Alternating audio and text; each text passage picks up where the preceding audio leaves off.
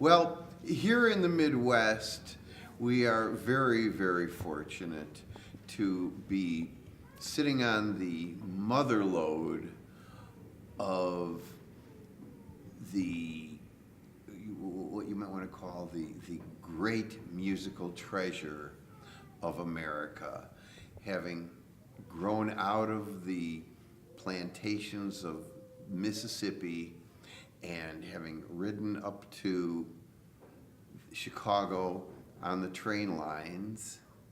We have in Chicago the benefit of the music that spawned rock and roll. It was music that I discovered when I was 17, 18, after having grown up in the 60s listening to Cream and the Yardbirds, a little later Led Zeppelin. And a buddy of mine says to me one day when I was home from college, let's go see this band, the Howlin' Wolf Band. They do the Stones' Little Red Rooster. So I thought, well, cool. You know, you love to see the big hits of your favorite bands covered by local bands. So we thought, okay, we'll go see the Howlin' Wolf. You know, we like the Animals. Maybe we'll like Howlin' Wolf. We show up in this bar. They put us off to the side because we were underage and weren't going to drink. So we sat in the peanut gallery on the side of the stage. We get into the room, and it's mostly empty. There's maybe 20, 25 people in there, and there are 6 big round tables ringing the bar. And the only one that was full had about 7 old black guys sitting there. And I mean, these guys were old. Some of them were probably 40. And we're looking at them and saying, well, these don't look like guys that would be into the Rolling Stones. They must be the cleanup crew. And after a little while, Richard Harding, who owned the bar, says in his typical deadpan voice, as I say in my book, he had all the energy of a guy giving you your carburetor estimate. And he says, ladies and gentlemen, the Howlin' Wolf Band. And 6 of these 7 guys get up off the table in their little short sleeve white Woolworth's dress shirts, and they took the instruments, and my life was changed. I'd never seen anybody play music like this.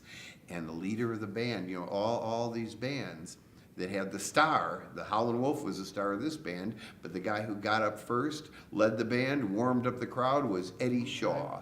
Eddie Shaw, he did a few songs, and he says, ladies and gentlemen, the Howlin' Wolf, the Howlin' Wolf. And the last guy at the table started to rise.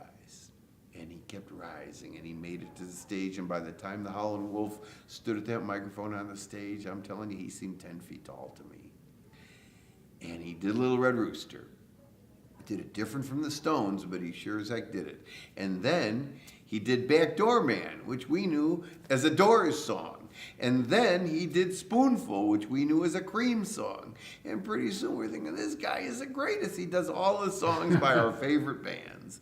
And it wasn't until late that night when I got home and started looking at liner notes for what might have been the first time in my life that I realized, before the Stones did Little Red Rooster, before Cream did Spoonful, before the Doors did Backdoor Man, before Jimi Hendrix did Killin' Floor, Howlin' Wolf had done them all. And we realized after a little more research that Chicago was the home of all these blues guys who would come up from Mississippi. Muddy Waters, Willie Dixon, Sonny Boy Williamson, Homesick James, and every weekend we could go see these guys. And you got to remember also, this was the end of the civil rights movement, the late 60s. And so all these black guys from the South, from Mississippi doing this music, it was like they got out of Mississippi alive, and they brought me their music. And it changed my life. And that's why I call the book In the Belly of the Blues, because I was the luckiest guy in the world. I grew up at the right time when I saw the effect that this music had on the world. The Led Zeppelin, the Stones, the Yardbirds, all doing this music. And I was right there at ground zero. I could go see these guys every weekend. I wound up being friends with them, going to their houses and traveling with them. Wound up writing music for Muddy Waters. He recorded 3 songs we wrote together. I'm writing with his son now.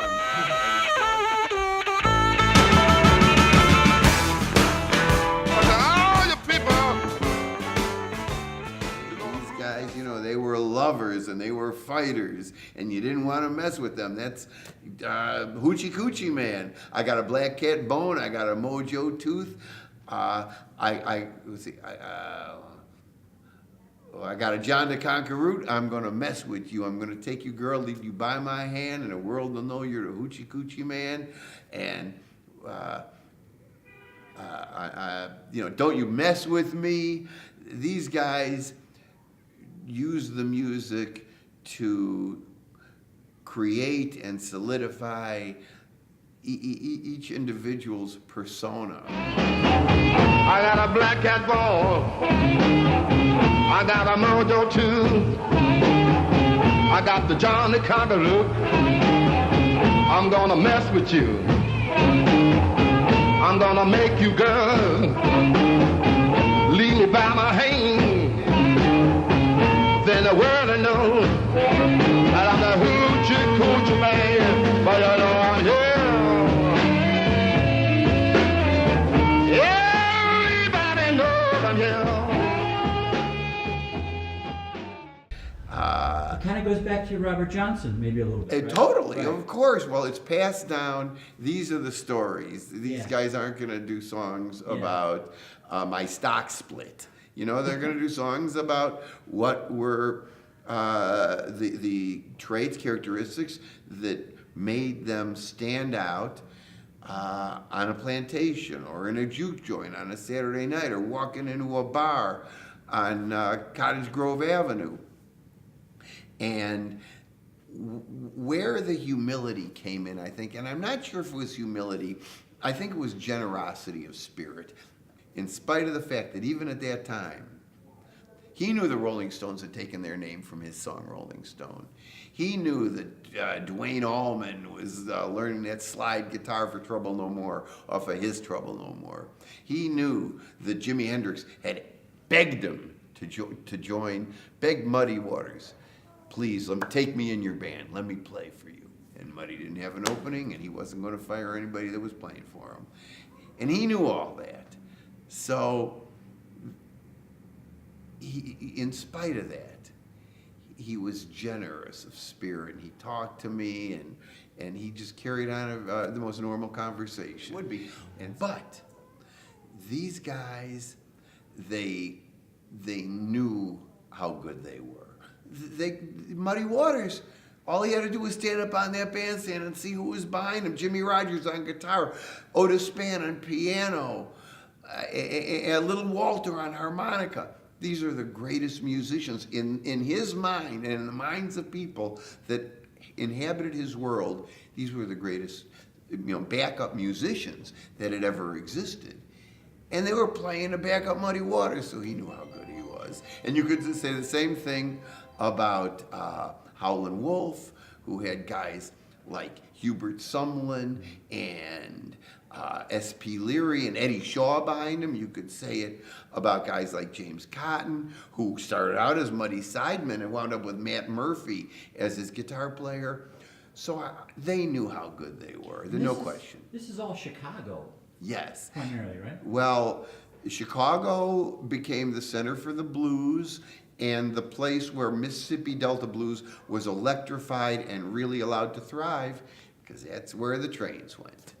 If it hadn't started in Mississippi, if it had really started big time in Georgia, you'd see the trains going up to Atlanta, Washington, D.C., Baltimore. There is a different kind of blues that goes up that way. That's the Piedmont blues. That's the Sonny Terry and Brownie McGhee, Blind Willie McTell. But the real electrification of the blues that came from Robert Johnson, it happened when Muddy Waters came to Chicago, and he heard, what he'd heard down in the South, and he comes up to Chicago, and if he wants to play in a bar on a Saturday night, he can't go in there with an acoustic slide guitar. Nobody's going to hear him. He needs a drum kit. He needs amplifiers for those guitars and that bass, and for that harmonica to blow through. And that's how you wind up with the prototype for the rock and roll band. Why don't the blues got pregnant? And they named it Baby Rock and Roll. Mr. Slim said it. You my soul.